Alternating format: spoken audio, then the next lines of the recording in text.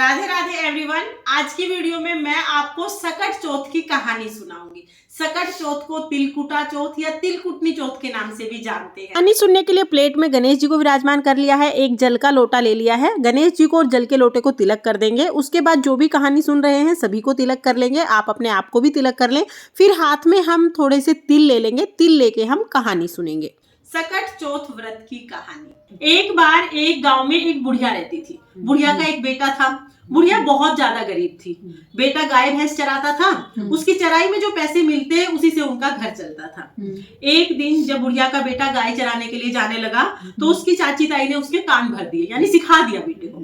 चाची ताई ने कहा कि बेटा तुम तो चले जाते हो गाय भैंस चराने के लिए और तुम्हारी माँ बाद में गट्टे कर करके खाती है। गट्टे यानी कि पकवान बना बना के खाती है। अब बेटे ने कहा कि मैं तो ये बात नहीं मानूंगा क्योंकि मेरी माँ तो ऐसा कर ही नहीं सकती।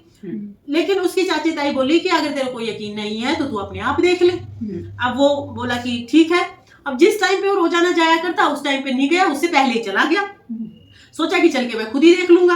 अब जाके देखा तो उसकी माँ तो तिलकुट बना रही थी क्योंकि उस दिन सकट चौथ का व्रत था। बुढ़िया ने सकट चौथ का व्रत किया था। अब उसकी माँ तो तिल भून रही थी। अब बेटे ने तो देखा और देखते ही बेटे के तो कान में वही बात आ गई कि भाई इसका मतलब तो चाची ताई ठीक कहा करती। अब बेटा बोला माँ मैं तो घर छोड़ के जाऊंगा। उसकी माँ बोली बेटा घर छोड़ के क्यों जाएगा? बोला माँ मैं तो चला जाऊं गाय भैंस चराने और तू तो गट्टे कर करके खावे यहाँ और मेरे लिए रखना तो दूर, मेरे को बताती भी नहीं। वो बोली बेटा मेरा तो सकट चौथ का व्रत है और मैं तो तेरे नाम के व्रत करूँ हूँ। बोला ना मैं तो नहीं मानू। अब बुढ़िया समझ गई कि भाई ये तो सिखाया पढ़ाया है, ये नहीं मानेगा।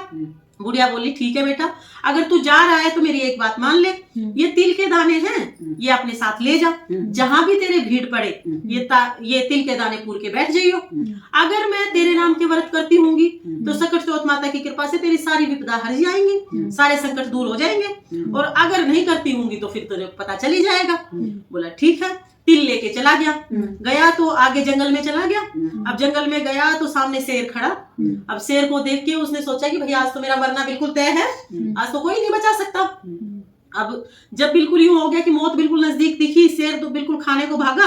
वो झट से अपनी माँ के दिए हुए तिल पूर के बैठ गया। बोला हे सकट चौथ माता, अगर मेरी माँ मेरे नाम के व्रत करती थी तो ये शेर गाय बन जाओगा और नहीं तो आज मेरा मरना तय है। अब भाई वो बुढ़िया तो बेचारी उसी के नाम के व्रत करा करती। सकट चौथ माता की कृपा से वो तो गाय बन गया। अब जैसे ही शेर गाय बना वो समझ गया कि भाई मेरी माँ तो मेरे नाम के व्रत करा करती। हर हर करके उठ गया।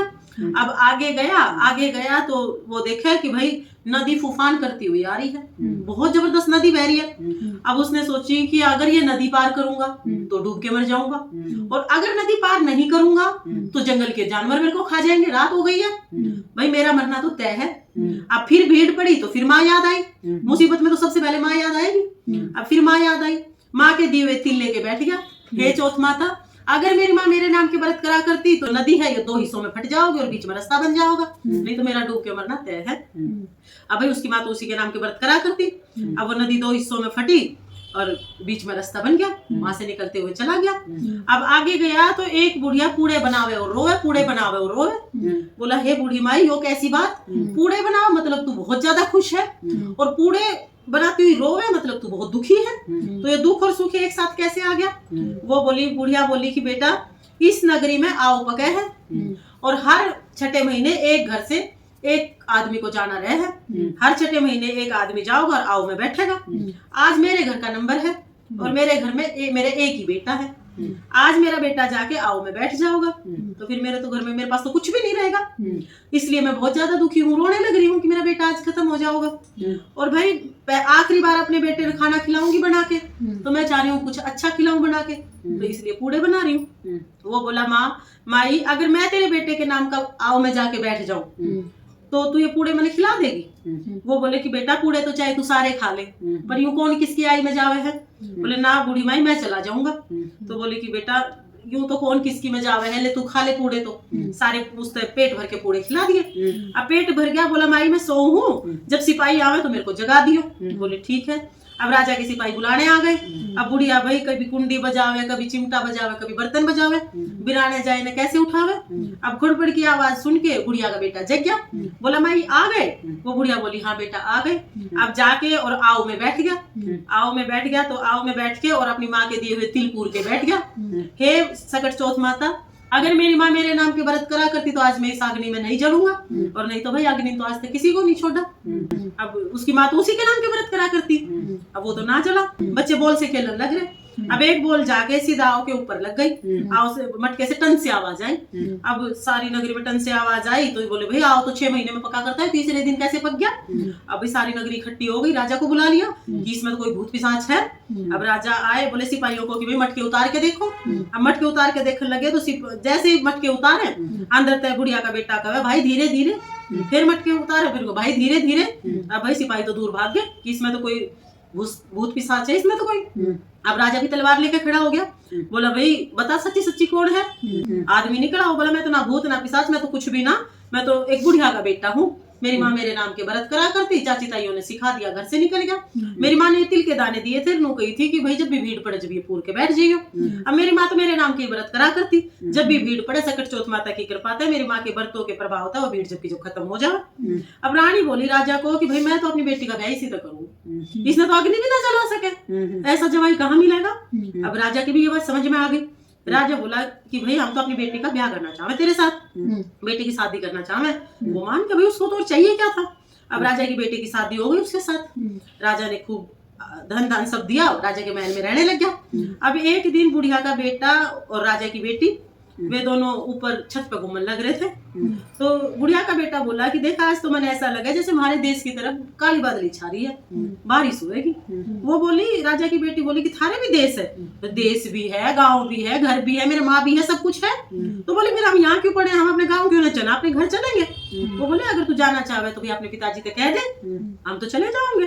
अब वो जाके अपने पिताजी से बोली राजा की बेटी, पिताजी थारे जवाई अपने घर जाना चाहे, दूर जमाई लाख जमाई और घर जमाई खाक जमाई।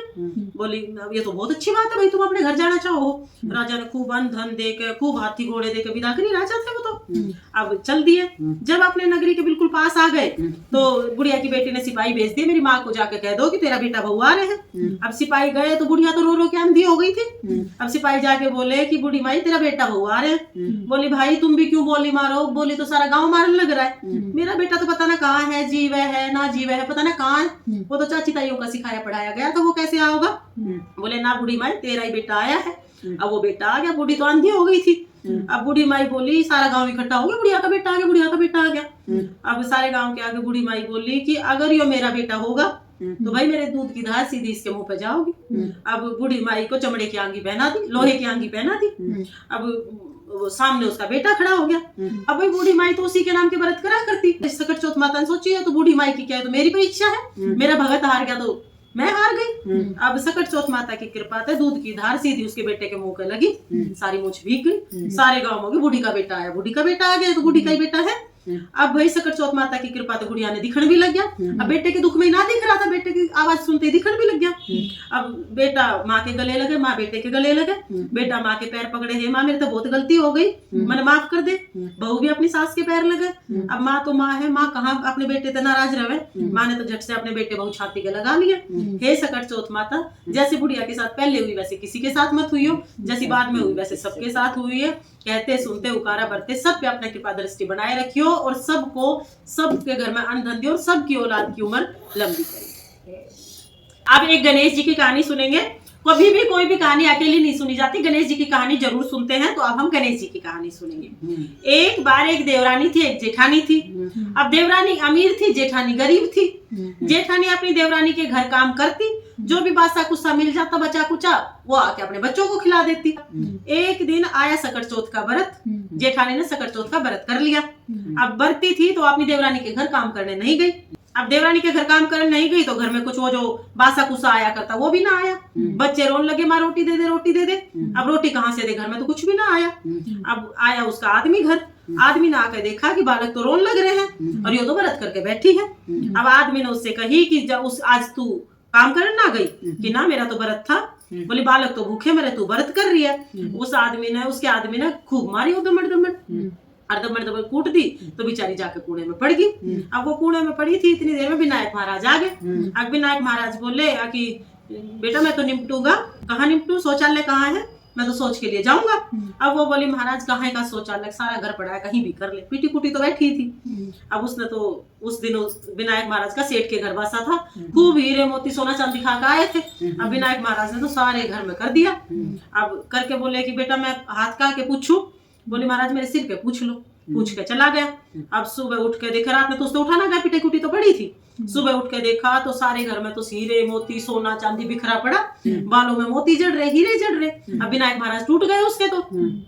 अब भाई वो तो संगवाओ, जितना संगवाओ उतना और हो जाओ। अब भाई उसने तो सुबह तक शाम होगी संगवाते संगवाते। देवरानी सोची कि चल कर तो सकट चौथ का व्रत था इसलिए ना आई, आज भी दीदी क्यों नहीं आई, आज तो भी आना चाहिए था।